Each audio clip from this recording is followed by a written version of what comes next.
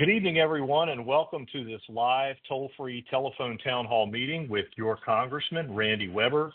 We're so delighted that you joined us tonight. We've got a lot to discuss, and this is a great opportunity for you to interact with Congressman Weber from the comfort of your own home, to ask questions. We're going to get some information from you as well, but we look so forward to having you on this event tonight.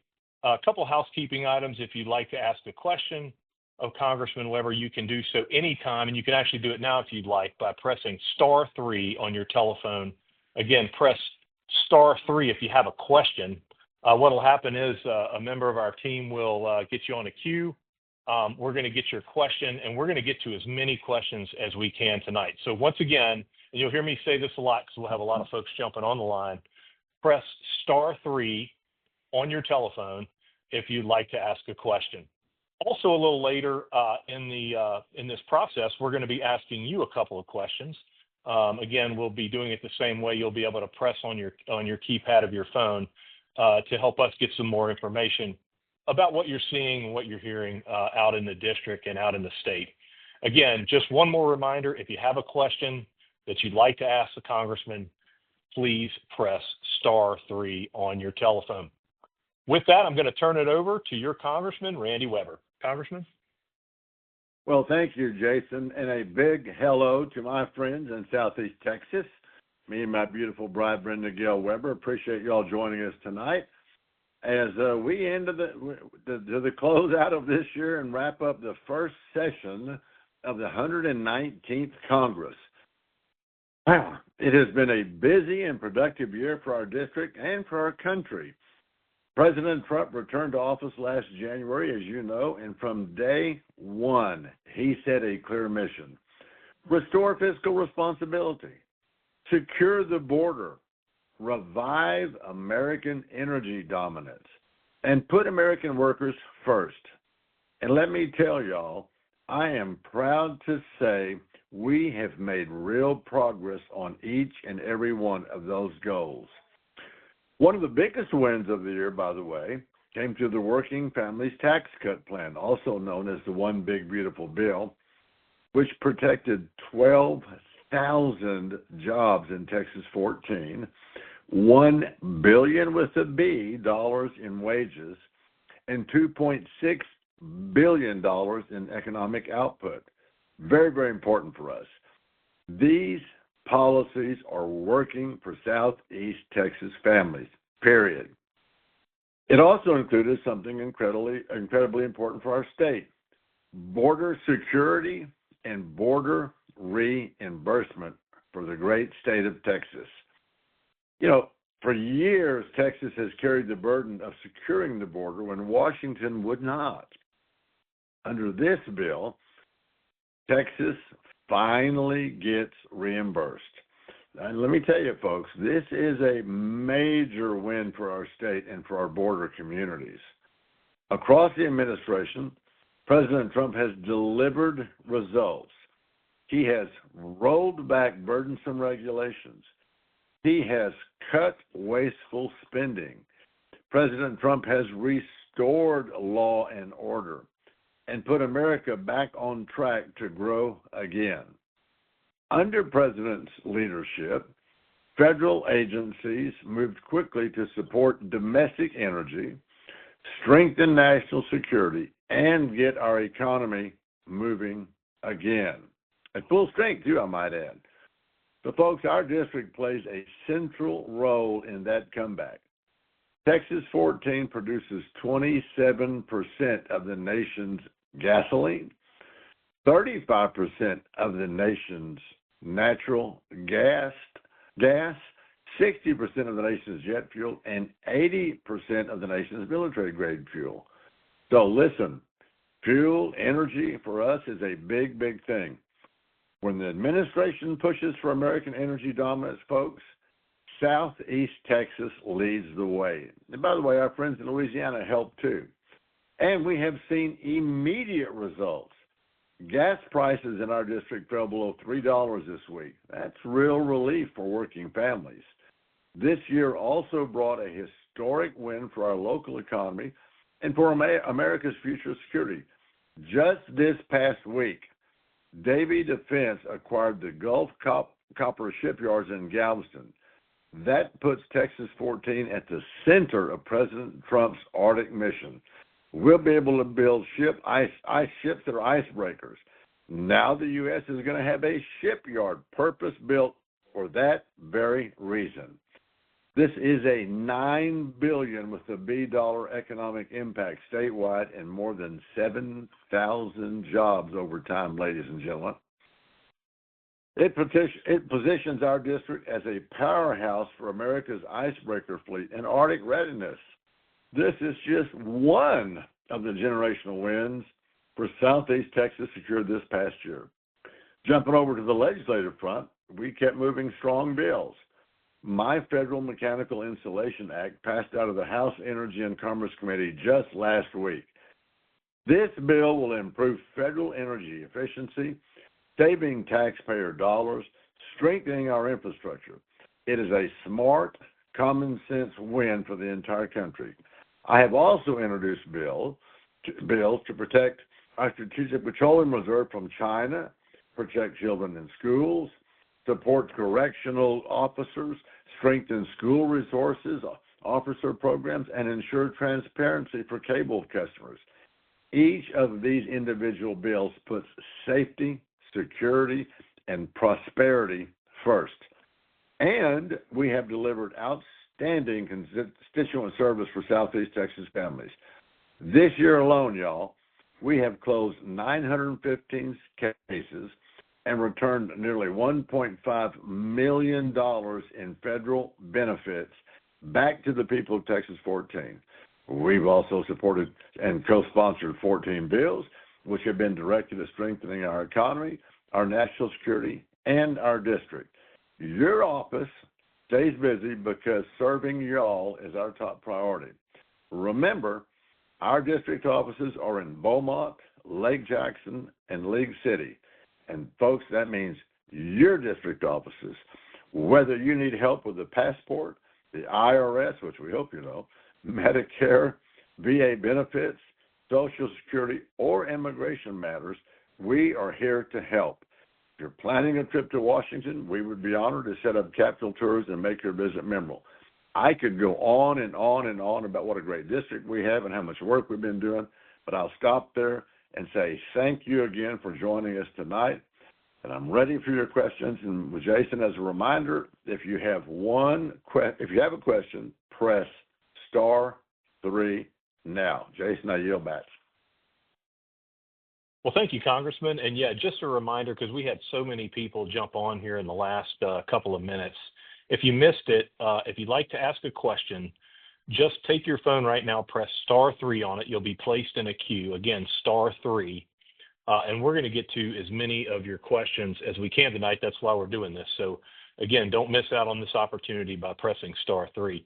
We're going to take our first caller of the evening, and it happens to be Mike Johnson from Rochera. Mike, are you live with us here? I am live with you here. Go ahead, sir. Okay, my question actually has to do with health care. I think we can all agree that Obamacare was a disaster from day one and created a boon for insurance companies. So I would think that we would not continue Obamacare subsidies, and could we maybe convert that into a health savings plan that is ATs were government anyway sponsored, where instead of an employee paying into health insurance, they pay into a health savings plan where they have control over where their money goes to the provider. And if you've ever, for those of us who are lucky enough to have health insurance, have you ever seen the bottom line and the bill starts at $1,500, the insurance company pays $5? I think the average person could pay the $5, but if you don't have health insurance, you got to pay the $1,500. If there's something in the works for that, or something we can do about it. Well, thanks for the question, Mike. Y'all can probably hear my printer going off in the back. My beautiful bride of 49 years, be 50 coming up next year. She hadn't killed me yet, and I can prove it. Is actually printing something, and that's okay. I don't want to call her on the carpet for that. But anyway, all that to say, yes, you make all the good points. We're actually working on that. You're going to see the House working on that. Energy and Commerce is working on that. You know, our crazy friends across the aisle, the Democrats, they of course, they passed Obamacare. I would say in the dead of night, of course, there wasn't a single Republican vote that did it over in the House. And so you're watching what is the end of this because it expired, and now they're wanting to extend those, even though it's been a real killer, and a lot of people are getting free benefits, those who don't deserve it. So stay tuned, Mike. I have to say, when I saw Mike Johnson on, I thought that was maybe Speaker Mike Johnson. But anyway, stay tuned because we're working on it and making sure that gets fixed. You betcha. Thanks for the question. Yeah, Mike, thank you for that question. One more reminder, we had a few more folks jump on here. I just want to remind everyone, if you have a question and you'd like to ask that question of Congressman Weber, you can do so by pressing *3 on your telephone. And we're going to go ahead and get to our next caller, which is Anthony from League City. Anthony, you there? Yes, sir. Go ahead. We got you. How you doing, Congressman? This is Anthony Benzaya, and I had a question on fiscal responsibility. So, as a nation, we're almost $39 trillion in debt. And to reduce that debt, we can do a couple things. We can raise taxes, which is unpopular. We can reduce spending. Sometimes that's unpopular as well. Or we can print money, which is really detrimental to not only us right now, but the future generations. So what is the politicians do? What are y'all doing up in D.C. to fix this problem? Do y'all have a plan going forward? You know, a lot of the spending comes from Social Security. So, you know, as a 30-year-old, I don't see Social Security lasting that long. We're just going to keep on increasing our debt. What is y'all's plan moving forward to really kind of be fiscally responsible? Well, Anthony, great questions. Number one, I'm glad you're actually watching and paying attention. Raising taxes, that's out. Reduce spending, that's in. Print money, that's out. And let me tell you something that you didn't mention, we didn't talk about, of course, that is improve the economy, increase trade, increase the number of jobs, and do all those things. I like to say the things that make America great are the things that America makes. How do we do that? With a stable, reliable energy supply that is cost effective so that we can do things growing our economy, not more Obamacare subsidies at the end, and not raising taxes, and certainly not printing money. And good grief, we've got to get ourselves out of this hole. So you're seeing Energy and Commerce, you're seeing the Republicans that are, and President Trump too, by the way, that's aimed at making sure that none of this can continue like it is. And you didn't ask about this, Anthony, but I'll give it to you anyway. When we do, on the one big beautiful bill, our Democrats want to say, well, y'all are killing Social Security, y'all are taking away Medicaid, Medicare. No, we're not. The billions of dollars that we had in the bill to save money was in Medicaid, for example, where you had single adult males who did not have a job and they were registered for Medicaid benefits in Texas. They get the money, they get all the perks that go with it. Then they go right across the state line to Louisiana and register in Louisiana and get double the perks, get double the money over there. And you had illegals. I forget how many hundreds of thousands illegals it was on Medicaid. So we're absolutely, you said Congress, but I'm going to say Republican-led House, Republican-led Senate, of course, our great President Trump, Republican in the White House. We're absolutely focused on this, and it's not about raising taxes. It's not about printing money. It's about reducing spending and making the economy go full blast again. But great question. Thanks, Anthony. That was a great question, and I know one of the things that we mentioned in that answer, Congressman, was about energy and energy policy, and that's going to bring us to our first live interactive poll question that we're going to ask those of you on the phone to take over the phone. So the way this works is I'll read a question, and you guys can answer it by pressing the keypad on your phone. So our first question of the evening is this: have you noticed lower gas prices at the pump under President Trump's renewed push for American energy dominance? Press 1 if yes, you have noticed that. Press 2 if no, you have not.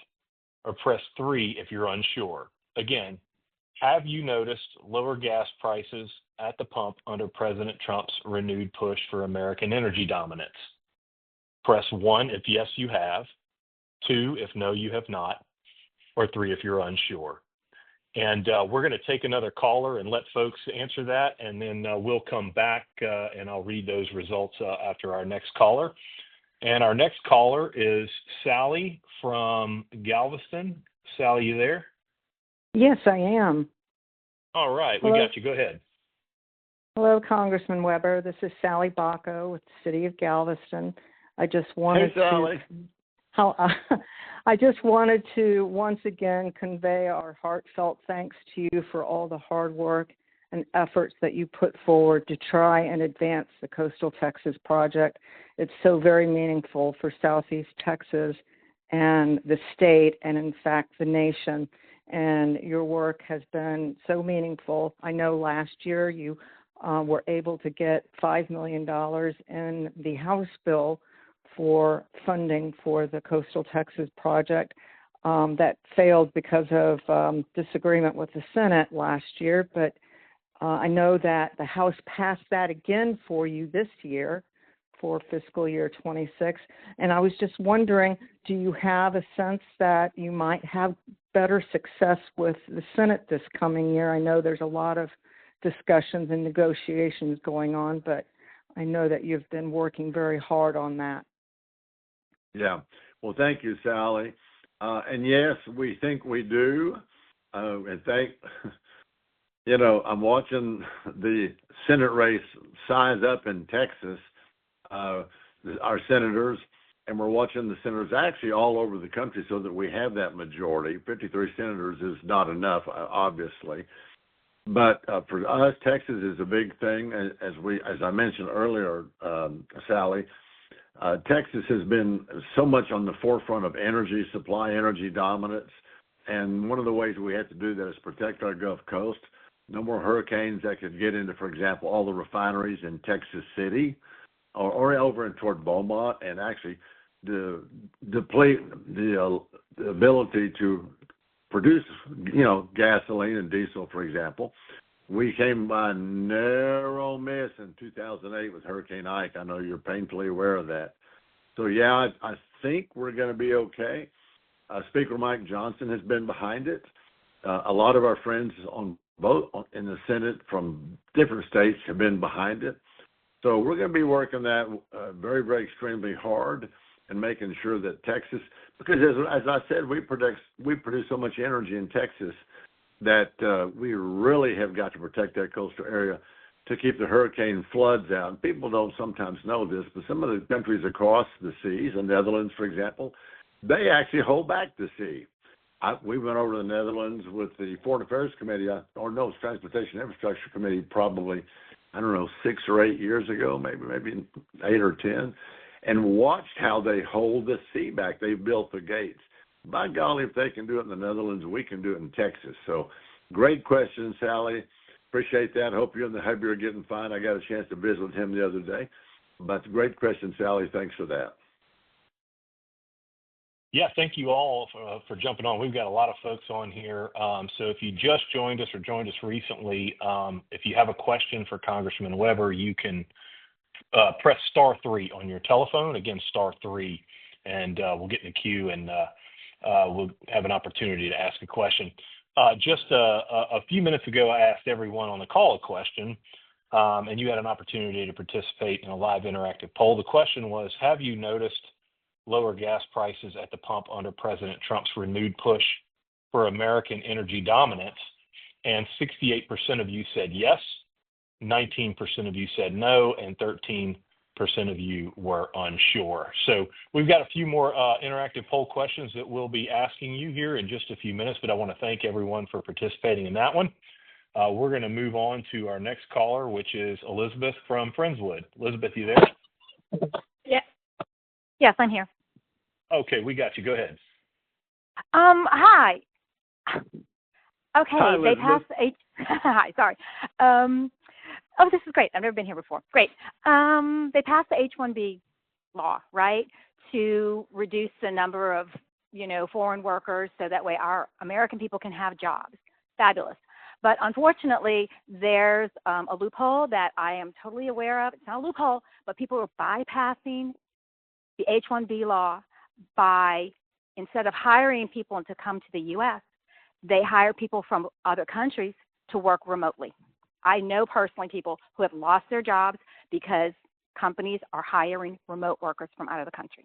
And so is there something that can be done about that? Because we're still losing our people, jobs for our people. Well, that's a great question, Elizabeth. Quite frankly, I had not heard this, and that raises a really interesting question about the law of the United States of America, international law, and of course, Buildings and Trades Association, and whether it's your professional or whether you are in a Buildings Trades Association. What does that mean? Can you not be, of course, everybody now with the internet's connected. Can somebody over in a different country go to work for a company? I don't know. I haven't looked into that, quite frankly, Elizabeth. It's the first I'm hearing about it. Something worth checking on. Of course, as you know, we didn't want a bunch of illegals coming over here taking jobs away from Americans. And so that's the reason that President Trump went to work and secured the border. Most of y'all may not know that I served 4 years in the Texas legislature before I got demoted to Congress, and I was the vice chairman of the Border Committee my second term. It was bad back then, and it was really bad under, I call him President Biden, because I think it was Obama's third term. I mean, he just hung out the come one, come all open sign. And so, as you know, President Trump has secured the border. So that's something worthwhile to look into. It raises an interesting question. Does that law transcend or does it cross international borders? And can somebody be allowed to work for a company from beyond, the country via email, via text, via whatever it might be, YouTube or whatever? So interesting question. But thank you for that, Elizabeth. I'm glad you live in Friendswood. We do too. Well, and Congressman Elizabeth's question actually prompted us to roll out our next live interactive poll. So we'll do that now. We'll get everybody again to have an opportunity to answer this question using the keypad on your phone.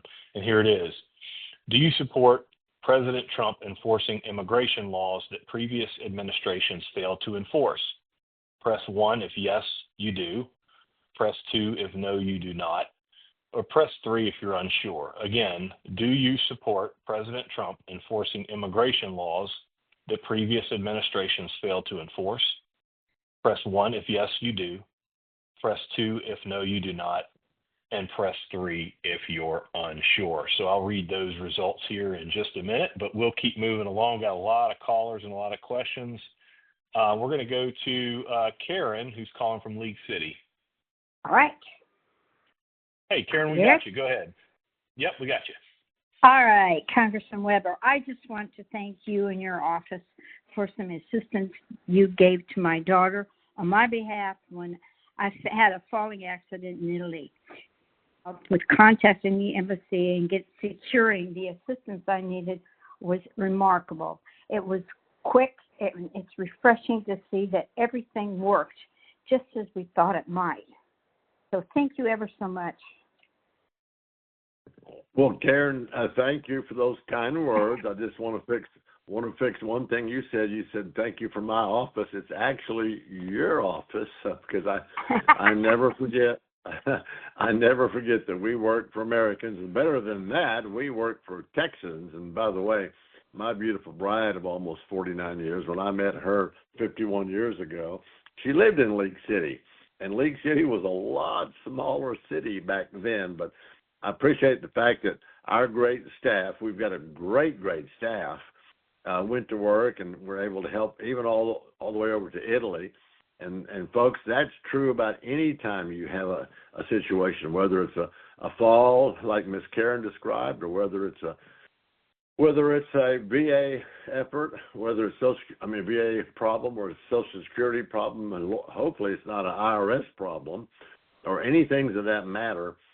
Please don't hesitate to call your office. You've got 3 offices. You got one over in Beaumont with great staff. You got one in Lake City, great staff, and one down in Lake Jackson, great staff. We are here for y'all. So please, anytime you have a question, please don't hesitate to call. Yeah, we appreciate that comment. Before we take our next caller, I was going to go ahead and read the results of our second poll question that we asked you all. It was, do you support President Trump enforcing immigration laws that previous administrations failed to enforce? 77% of you said yes, you agree with that. 16% said no, and 7% said you were unsure. So we want to thank you for participating in that survey, and we'll ask another one here soon. But like I had mentioned earlier, we've got a lot of folks on the line here, so we want to get to as many calls as we can. Next caller is Joe Robinson, who's calling from Orange. Joe, you there? Yes, I'm here. All right, sir, we got you. Go ahead. Yes, my question is, what do you think about the bombing that's going on with the boats from Venezuela? Hey, Joe, great question. Glad to hear from you from Orange. We picked up Orange in redistricting last time. I don't know I might not have even said it. My beautiful bride grew up over in Nederland, Jefferson County. So we appreciate you being online with us. You have to remember that we have a lot of intel. One of the things that we're working on in the drug cartel war, trying to kill all the medicine and the poison, if you want to call it that, coming in, is that we've got to shut down the Mexican drug cartels. We pretty much know through intel where they're working, what they're doing. We've got great surveillance on them. We've got great agencies working for them. You can see even on satellite. So when a drug lord or a drug king, if you want to call it that, gets ready to send, a lot of drugs over to the United States using a boat, which they can watch very closely, then they have the intel to take those boats out. And what we're trying to do, Joe, quite frankly, is to send a message to those people, whether it's South America or Mexico, where the drug lords, the drug cartels, the drug kingpins, call them what you will, that they can no longer be bringing drugs in the United States that kill Americans. If they think they are, they've lost their mind. When they load up a boat like that we're watching via satellite and other means, once they get in the water and get out into international waters, whether it's Venezuela, whatever it is, they're free game. If they think they're going to bring a bunch of drugs over to kill Americans, they're not going to get to do that. And the president says, y'all need to sit up and take notice. Those trying to bring drugs into this country will be dealt with in a very, very severe method. So I'm glad to see that they're taking out the drug cartels. Appreciate that question. Yeah, we appreciate your question, and we're going to move right along here to our next caller, who is Lucian Adams, who's calling from Port Arthur. Lucian, you there? Hey, yes, sir. Hello, Mr. Weber. Hello, Lucian.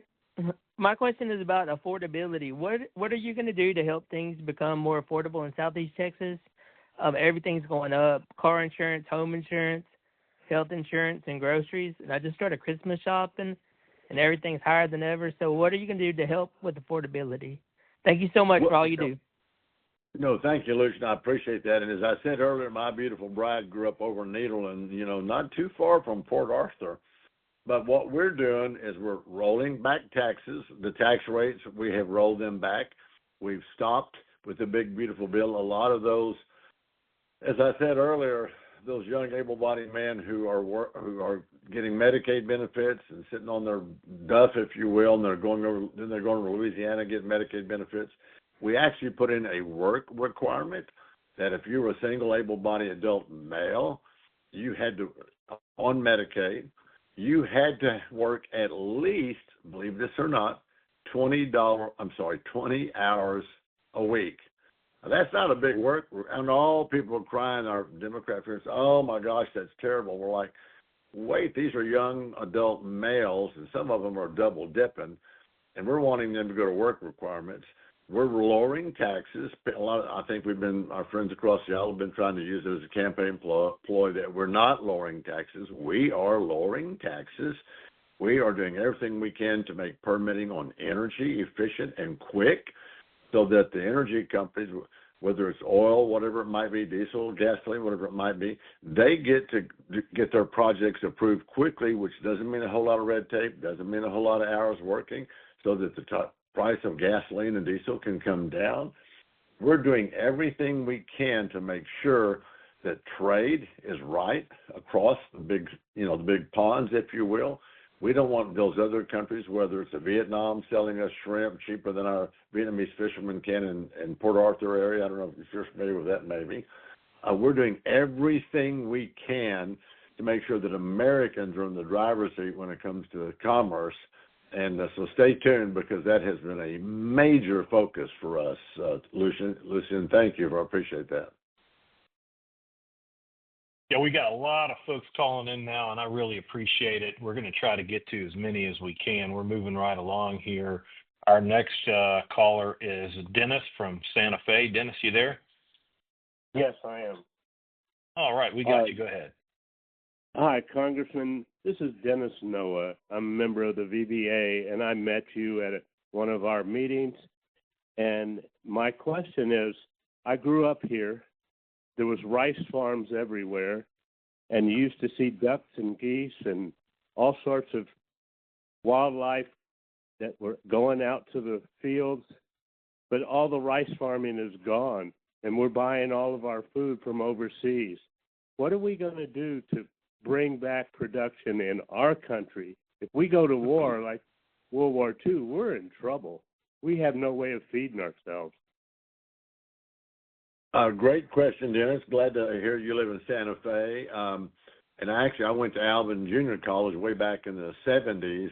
I used to go down Highway 6 from Santa Fe into some of the I lived in Pearland and drove down Highway 6 through Santa Fe, the Algo skating rink. I don't know if you remember that, if you were there that long. But I've been watching this for a long time. Rice, we've got 4 counties, Dennis. We've got Brazoria County, Galveston, the southern half of Brazoria County, Galveston County, Jefferson County, and then Orange County. The southern half of Brazoria County produced a lot of rice and corn. Some corn and some cotton too, by the way. And so we've done that in multiple counties. Unfortunately, I think, or fortunately, I guess people get to do with their property what they want to do if they want to sell it. But we're losing a lot of the farming that we had. My grandfather had a farm, 20-acre farm south of Houston. We used to bale hay. I learned how to work on baling hay with what was called then a Poppin' Johnny, a John Deere tractor, when I was 12 years old, believe it or not, back in 1965 with my Uncle Vernon. So we've watched this whole process. Yes, we're losing agricultural business, farming business. Yes, we're depending on a lot of countries overseas. And so this is something that we need to deal with. We need to make sure that farmers and ranchers can absolutely conduct if they're farming, if they're ranching, whatever they do, they can grow their business. We need to make permitting a lot easier for them. We need to make the prices a lot easier for them. And we need to make sure that if somebody is trying to beat those prices, I mentioned, I think, the shrimp and Port Arthur just a while ago, if they're trying to get cheaper prices to come in our country's, area with by trying to beat our farmers and ranchers, then those prices need to be stymied, put on hold, and that the tariff needs to be in place so that they're not out producing and not, out spending or out doing our great farmers and ranchers. And I hope you grew up there, Dennis. I love this area. I mentioned I met my beautiful bride in League City. So we've watched this area. I've lived in a 20-mile radius, 72 years. I've watched this area grow, and this is a great area. But you're right, we're losing farming and ranching, no question about it. Well, thank you for that question. And just one more reminder, if you have a question you'd like to ask the congressman, again, press *3 on your telephone keypad. We're going to go ahead and move right along here, get some good questions in. Our next caller is Albert, who's calling from League City. Albert, you there? Hey, this is Albert. Hey, we got you. Go ahead. Hey, Congressman. My question for you is, what is the Trump administration doing to further vet refugees that have come in under the Biden administration? Albert, great question. I don't know how long you've been listening on this Town Hall. We appreciate everybody being here. I mentioned that I was in the Texas State House for 4 years before I got demoted to Congress. In my second term, I was vice chairman of the Borders Committee. It was so bad back then, even worse now. And so when you've got refugees coming from all these other countries that land in America, that Biden, I call him Biden because I think it was Obama's third term, you're watching the ICE, you're watching the president, you're watching our great ICE administration find the ones who are here illegally, especially the ones who have crimes in their criminal backgrounds, crimes in their background, and they're deporting them. And oh my gosh, my friends across the Democrats are going crazy. There's, oh, this is terrible. And I'm thinking, what are you talking about? You've got guys here that have raped girls. You've got drug lords here. You've got people that have drove drunk and killed Americans. And we're doing everything we can to deport those who came in under, again, Biden. It's taken a lot of work, and even as you know, some of our ICE has been shot at, some have been shot, and we lost just the other day in Washington, D.C., a great defender of the nation. She two of them got shot, and I think she lost her life, and I hadn't gotten the update in the last couple of days on him. I think he's still fighting for his life. So we're absolutely working to make sure that the refugees that are here illegal, especially those who have criminal records, need to be gone ASAP. It's not just about protecting our country, protecting our business. It's about protecting Americans. And the more that President Trump works on it and the more his administration does, the better off we are. We don't want to lose any more National Guard members. We don't want to lose any men, women, or children, because those killers and those drug lords and those people who come over here get drunk, get high on drugs, and they wind up knifing an American, as you saw probably on one of the buses in New York, here in the subway the other day. We're doing everything we can to turn them around. That's a great question, and let me tell you, I get that question a lot when I'm out in the community and doing things. I get that same question a lot. Thank you for bringing it up. Appreciate that, Albert. Yeah, Albert, thank you for the question. We are now going to ask you guys again a question. We want you to participate in this live interactive poll using your keypad. And again, this is a question that we'll ask you, and we'll read the results a little later in the process. The question is this: do you feel more confident about the direction of the economy today than you did over the past few years? Press 1 if yes, you do. Press 2 if no, you do not. And press 3 if you're unsure. The question again is, do you feel more confident about the direction of the economy today than you did over the past few years? Press 1 if yes, you do. 2, no if you do not. And 3 if you're unsure.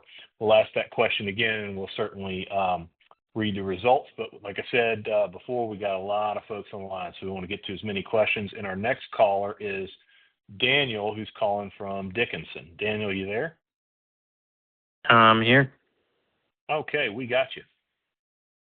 Howdy. So I grew up in Dickinson, and I left for the military active duty in 2013, and I came back in 2020 during the pandemic, and I joined the National Guard from active duty. And I've been on the border now since 2024, and my question is about border policy. I've asked my dad, he works in politics in the Republican Party, about what our politicians are doing in the Republican Party to actually change not policy but legislation on what we do. I see it every day. I work on the Rio Grande we're working down here and we're doing everything we can with Border Patrol and DPS. But as soon as a new administration comes into play, like what's going to change, because of policy. So what law are y'all working on in the legislative branch that is going to change the rules on what the president, the new incoming president, because we know it's going to change eventually, is going to do or be able to do in the future? And that's what I'm looking for, because we know when I'm out of the Guard, when I'm out of, not working on this, we need a law in place that's going to change how we deal with immigration, not just something that somebody can change with policy. So that's my question. What are you and other colleagues in the House and the Senate going to do to change what's going on? Because we're down here doing the best we can, but it'll all change if we don't get another Republican in office. Well, Daniel, a great question. But first, let me say thank you for your service. And a tidbit of information on Randy Weber. You might have heard me say it earlier. I lived in Pearland, went to Allen Junior College. Used to come into Dickinson down 517. Dated some girl. Gosh, I forgot her name. I forgot all any girl's name. Well, after I met my beautiful bride in 74. But all that to say, I've watched this area grow. I've watched what's going on the border. I'm not a lawyer. I don't play one on TV. I owned an air conditioning company for 35 years, small business guy. But this idea that somehow the 14th Amendment guarantees that anybody who comes here, once they put their foot on dry ground, a baby born here is an automatic American citizen, that makes a lot of people want to aim this direction so they can get into America with their kids. I think it's wrong. I've talked to some of the judges up there. I'm not an attorney. I don't play one on TV. I've talked to judges and lawyers that are members of Congress and said, well, the 14th Amendment has been interpreted to include what they call dry foot. Somebody gets their dry foot on American soil, then they can stay here with a baby. And I'm saying no. They're not. The 14th Amendment was actually written after the 13th Amendment. For you historians who have watched this, 13th Amendment, was the one that cost Abraham Lincoln his life, quite frankly. It did away with all slavery, and the 14th Amendment was designed, in my opinion, I've read it, to say that, blacks had the same rights. They could not be counted 3/5 of American citizens. And there's a whole bunch of Brown versus Board of Education. There's some others I can run you through, so that we did away with discrimination. 14th Amendment was never intended to say anybody who came from any other country, once they set their foot on the ground and had a baby, then that baby was an American citizen. So we're trying to make sure that banner is not hung out there. Come one, come all. We're securing the border. We're saying you can stop at the border. Just because you get here, you're not going to be an American citizen. We're not going to welcome you with open arms. You need to go to the embassy and apply for it. This is more than you bargained for, Daniel. Sorry. But there's three reasons that people can come over to the United States and get a temporary citizenship, if you will. They want to seek asylum, persecution by the government, persecution for their religion, or persecution for a certain gang classification of people. And those are the three reasons. The founders of the Constitution back in 1865, I mean, like I said, it cost Lincoln his life. Once they passed the 14th Amendment, it was to follow the 13th Amendment that said all blacks had the right to be American citizens. Just that easy. No more slavery and no more discrimination. It wasn't intended, I know I'm on my soapbox, but it wasn't intended for just everybody in the world to be able to set their foot on our land and become an American citizen, especially if they had an anchor baby, quote unquote. Now, when you talk about going for next Congress, next president and stuff, the way our system is set up, of course, they can change any law if they've got the vote. So we can pass a law, one way in this 119th Congress. But Lord forbid that we would get a bunch of crazies to come in the 120th Congress and say, hey, look, just let all the other countries in the world come in, including Afghanistans, including, Syrians, including those who have been terrorists in other countries. We're saying, no, we need a precise, concise, safe immigration policy. And that's, sorry, you got me on my soapbox, but that's the way I view it. Thanks for the question, Daniel. Yeah, we appreciate the question, and I'm going to ask our third poll question one more time. If you haven't had a chance to participate in it yet, you can do so on your phone, and then we'll take another caller, and then we'll read the results. The question is, do you feel more confident about the direction of the economy today than you did over the past few years? Press 1 on your telephone. If yes, you agree with that, you do feel more confident. Number 2, press 2 if you do not, and press 3 if you're unsure. So we'll read those results back here after we take our next caller, which is Herman, who's calling from Texas City. Herman, you there? I am here, and first thing I want to say is in Santa Fe, I saw gasoline at $2.18 a gallon Saturday. Okay, my question is, what about the Federal Oil Reserve? What is the status since Biden depleted it? Herman, you asked probably the best question tonight so far. for two reasons, really. Number one, I'll tell you. How much time do you have, Herman? I got till the phone runs out. In 1948, my mom was a little girl. 1947, rather, I think, in Texas. The ship blew up, and I don't know how long have you lived there, Herman?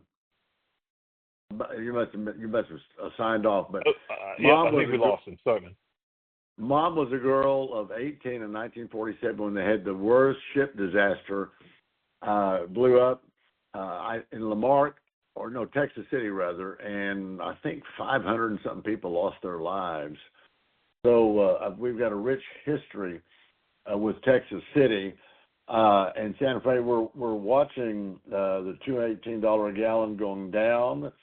So that's a great thing for us to happen. And Jason, what was his second half of his question? You remember?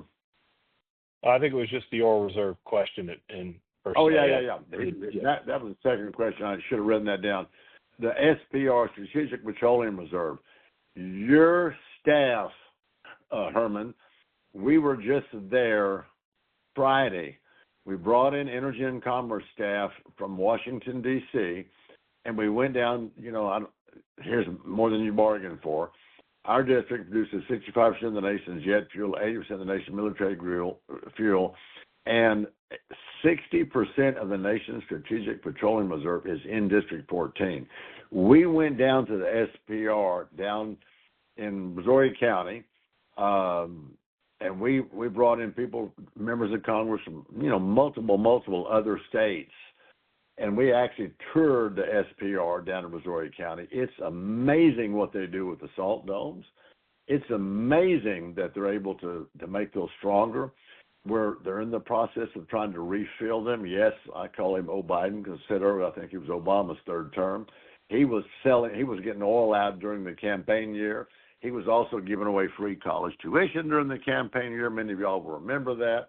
He was using American taxpayer dollars for a political run. So we're glad that the SPR is on top of things. President Trump has pretty much given them the green light.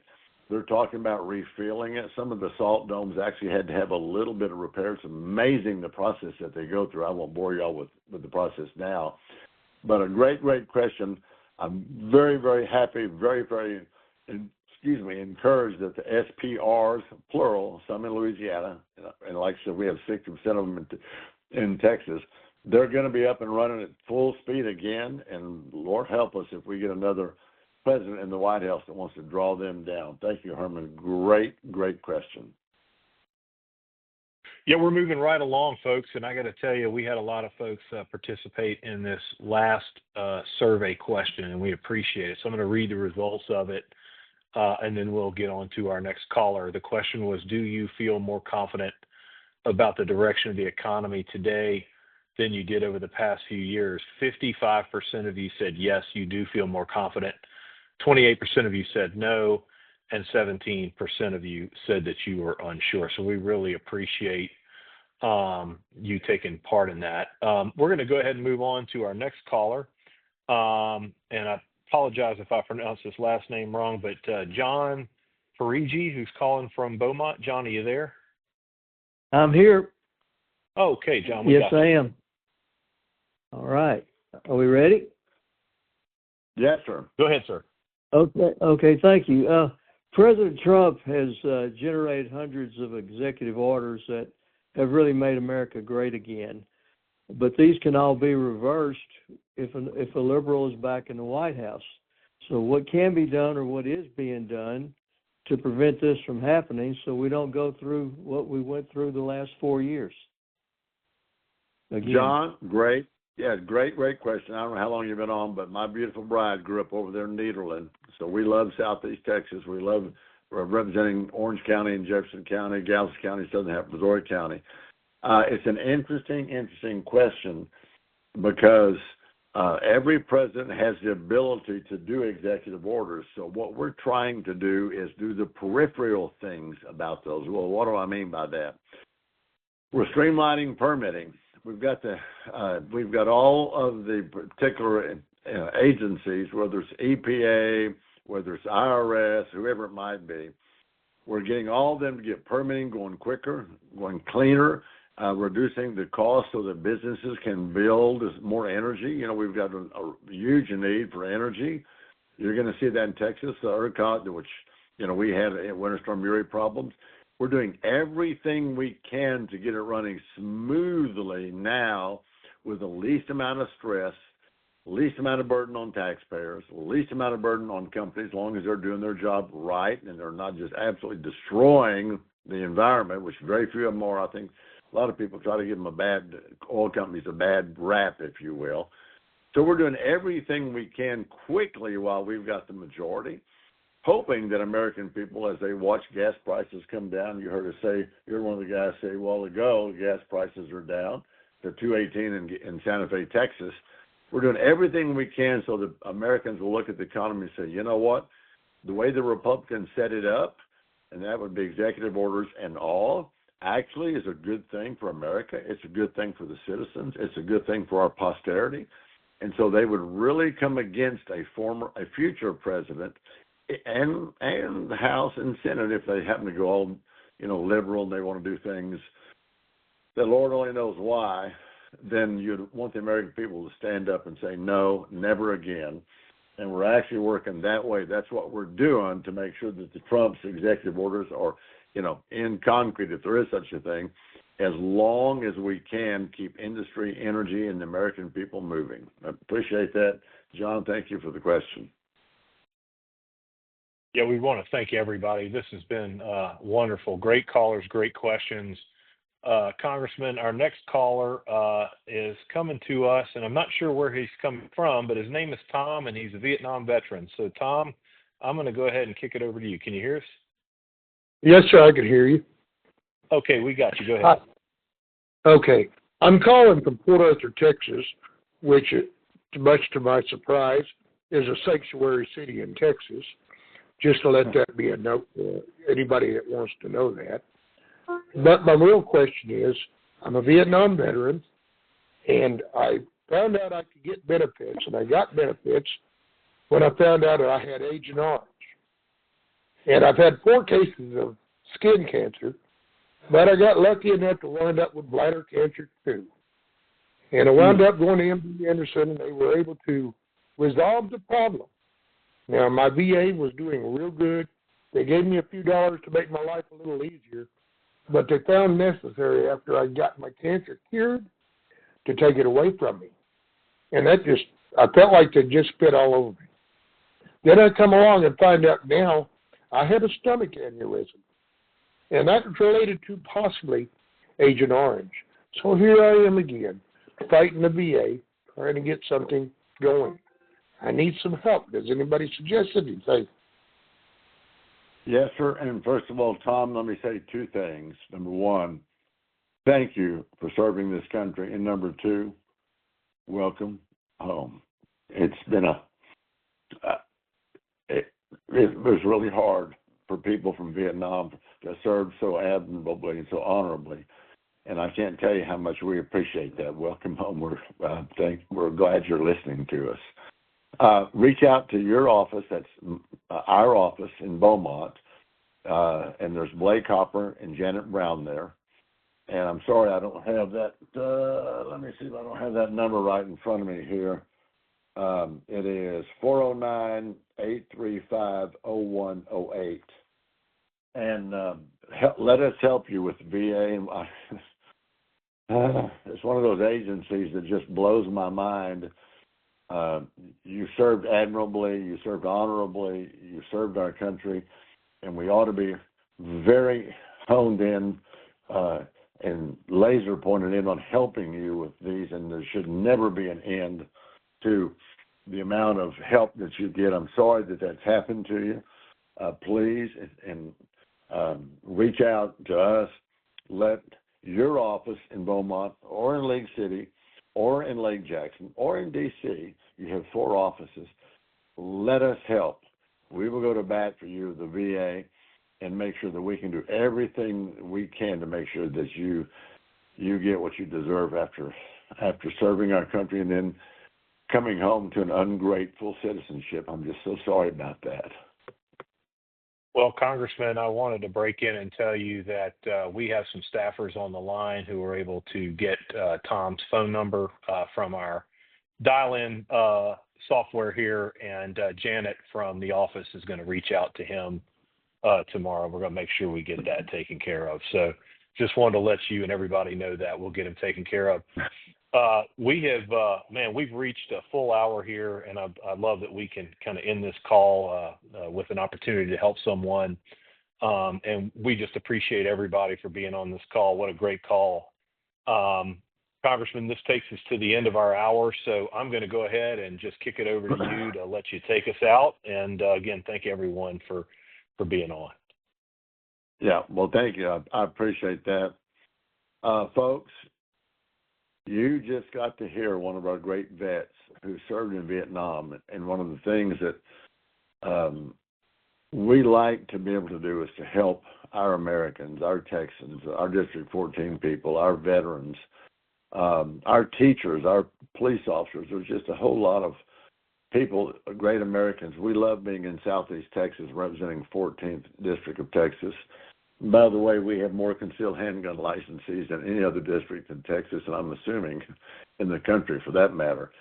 Texans love freedom. We love our military. We love our soldiers. So Jason's exactly right. We couldn't have ended on just a better note. I'm so proud that and glad that Tom called and that we were able to jump on and help him. So thank y'all. Thank y'all. Thank y'all for participating in tonight's Teletown Hall. And please know, I never forget who I work for. And that's Americans, and even better than that, it's Texans, and even better than that, it's District 14 Texans. So thank you for the privilege. My bride of 49 years, and I appreciate the trust and honor you've given us. We're just regular folks like y'all. She taught my favorite 4th grade teacher, by the way, for 27 years. And I kind of say tongue in cheek, 4th grade was 2 of the best years of my life. But please know that we never take y'all and that for granted. We will always work on behalf of y'all in your best interest because we're just regular working people, quite frankly. And, if I can wax political for a minute about the country, America is the greatest country in the world. And it's because of folks like y'all, because of folks like Tom, and I can name some of the others that have been on with us.